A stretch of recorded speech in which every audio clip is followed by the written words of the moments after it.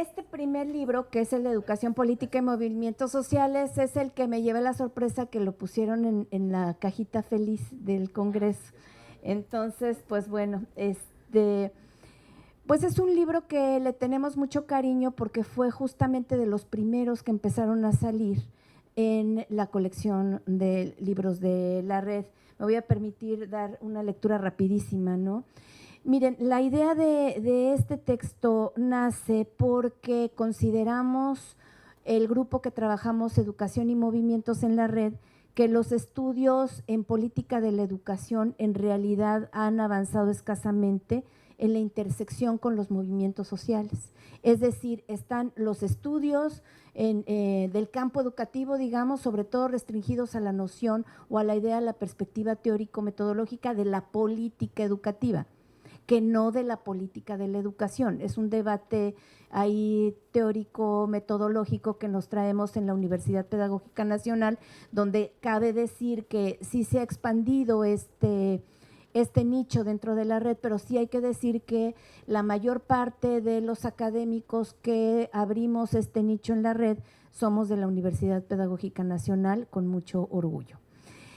Y somos profesores que hemos trabajado justamente tanto en la línea de política educativa como en la línea de política de la educación. Entonces, entre ese debate surgen todos los estudios de movimientos sociales, donde por otro lado parecería, refiriéndome a la Universidad Pedagógica, que solamente hace pedagogía o se dedica a las cuestiones didácticas.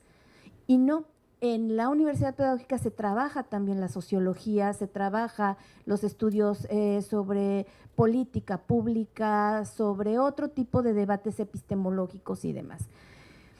Entonces, lo que decimos que es que aun cuando desde el campo de las investigaciones sobre la acción colectiva y los movimientos sociales se han retomado objetos del campo educativo, estos no se vinculan propiamente al campo de la investigación educativa. Ese también es el otro asunto. En tanto, el objeto educación se acota a definiciones que poco se mueven en otros espacios disciplinarios, aparentemente, ¿no? La relevancia de la concurrencia de ambos campos es lo que mueve la elaboración de este texto. Desde el ámbito de la política de la educación frecuentemente se encuentran perspectivas que se concentran en el análisis y evaluación, en el mejor de los casos, de las políticas educativas, como había dicho ya. Centralmente se parte de una definición acotada de lo educativo, asociándolo simplemente a lo escolar, donde lo que puede observarse es una suerte de contextualización del problema educativo en el marco de luchas y disputas por el poder, pero sin tomar como eje básico propiamente el conflicto y las resistencias, como un aspecto nodal desde una perspectiva que impacta al mismo tiempo a los procesos educativos. Este aspecto es ya plenamente reconocido en el estado del conocimiento sobre política educativa que realizó el COMIE en el año de 2013, donde justamente una de las críticas o puntos, digamos, que se observan en ese estado del conocimiento es que el investigador educativo tiene muy acotado el objeto cuando lo vincula con lo político. Uno de los incentivos que movió la creación de este libro surgió obviamente en el Congreso de Investigación Educativa ya en el 2015. Ahí lo que hicimos fue invitar propiamente especialistas politólogos de la ciencia política y de la sociología. En ese evento de que fue en Chihuahua en 2015, el reto fue armar una mesa donde no fueran investigadores educativos, pero que sí trataran el tema del movimiento social. Entonces en ese armamos un conversatorio muy bonito donde fue Massimo Modonesi, ¿no? Que pues ustedes saben el tipo de trabajo que realiza. Entonces teníamos miedo porque fue Sergio Tamayo, fue Massimo Modonesi, fue Ligia Tavera. Y ellos incluso me decían, ¿y qué vamos a hacer en el COMIE? ¿Qué vamos a hacer en el Consejo Mexicano de Investigación Educativa si nosotros no hacemos investigación educativa? Justamente la idea era meternos a esa interactuación. Y el miedo que teníamos es que no llegara nadie, ¿no? Y no, curiosa o sorpresivamente fue una de las mesas que estuvo más llena en esos auditorios, que quien ha ido al COMIE sabe de qué tamaño están, estaba muy, muy recurrida, y entonces esa reflexión que sale en ese congreso da pie para el libro. Nos damos cuenta que efectivamente no estábamos tan erradas en el asunto de que había que hacer este tipo de articulaciones. Y bueno, la concreción del trabajo pues se logra evidentemente ya posteriormente con el apoyo inconmensurable de la red, que bueno, sin eso no lo hubiéramos podido lograr, y obviamente las gestiones que se hicieron desde la UAM a Azcapotzalco, que también fue muy, muy importante.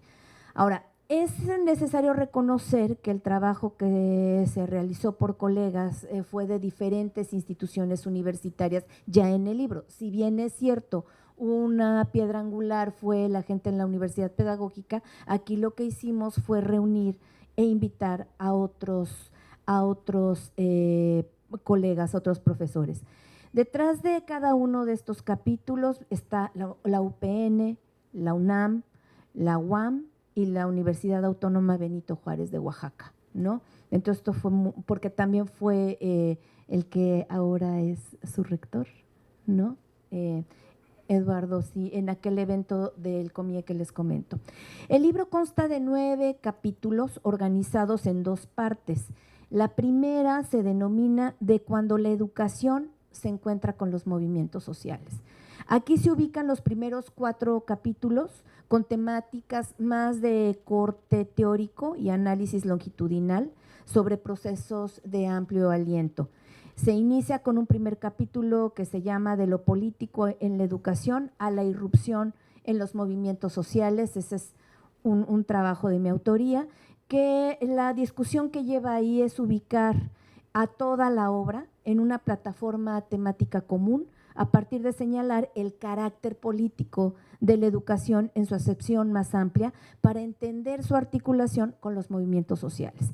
El segundo capítulo fue muy, muy interesante, que se denomina Movimientos Conservadores, Filantropía Corporativa en la Escuela Pública. Es un trabajo de Lucía Rivera Ferreiro, donde expone el contexto de lo que se ha denominado, ponen en discusión ese término de la educación neoliberal. ¿Qué significa hablar de la educación neoliberal? Mostrando los virajes del escenario educativo, donde el mercado se coloca como el elemento subyacente del movimiento educativo global.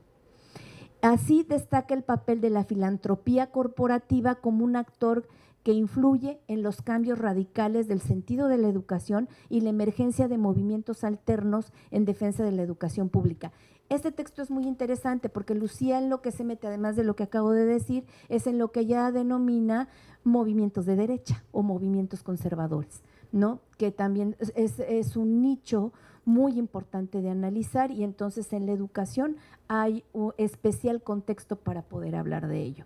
El tercer capítulo se llama El movimiento estudiantil de la ciudadanía civil a la social contra la privatización de la educación. Esto lo trabajó Sergio Tamayo, donde destaca desde una perspectiva longitudinal las trayectorias del movimiento estudiantil en México, articulado concretamente a su noción de proyectos de ciudadanía que emergen de la juventud movilizada.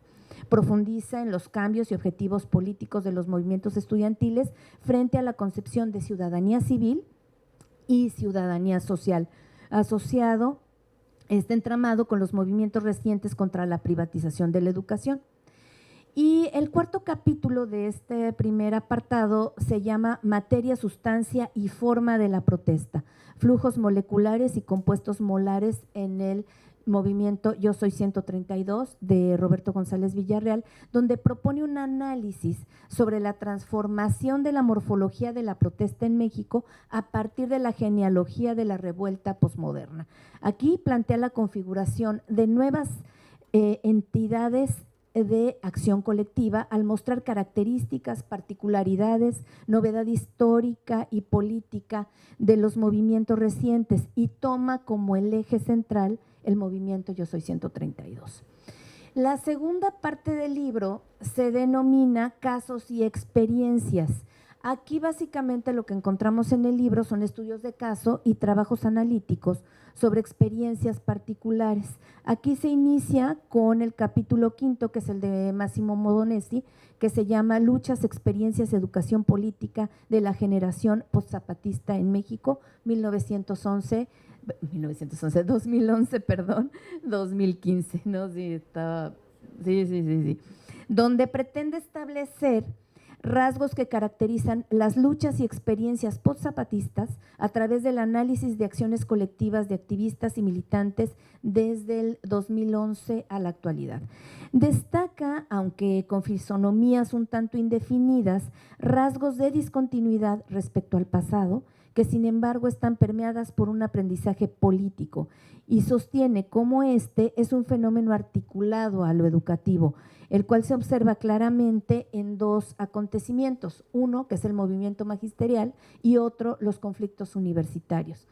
Así el autor afirma que el movimiento social atraviesa por una definición política de una generación de estudiantes donde sus experiencias y la adquisición de modos de politización forman parte de su proceso educativo. Posteriormente está el trabajo de Saúl Velasco en el 6º capítulo, que se llama Proyecto Educativo y Movilización Política, el caso del CESDER en la Sierra Norte de Puebla. Aborda un caso específico de educación alternativa cuyos impactos mayúsculos no solo se circunscriben al ámbito educativo, sino también a lo social y a la economía solidaria de la comunidad local. Este estudio plantea cómo un proyecto educativo alterno trasciende lo educativo, ya que su configuración es resultado de una fuerte movilización social y política. Y en este caso, bueno, particularmente aborda el caso del municipio de Sautla, en Puebla. Señala cómo esta experiencia muestra que el movimiento social es potencializador o provocador de cambios sustanciales en la sociedad, y lo cito, abriendo grieta al sistema, al situar el hecho educativo como una acción definida en la comunidad, revirtiendo los principios de la educación neoliberal.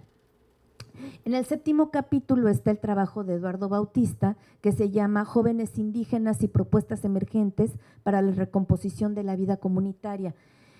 Básicamente es un trabajo que se centra en el papel de los jóvenes indígenas en Oaxaca, en el surgimiento o su surgimiento más bien como actores políticos y sociales que se constituyen como promotores de propuestas y estrategias políticas, tácticas y demás basadas en la revalorización de la cultura, nuevas propuestas pedagógicas y relaciones rescatadas de las configuraciones propias de los municipios oaxaqueños.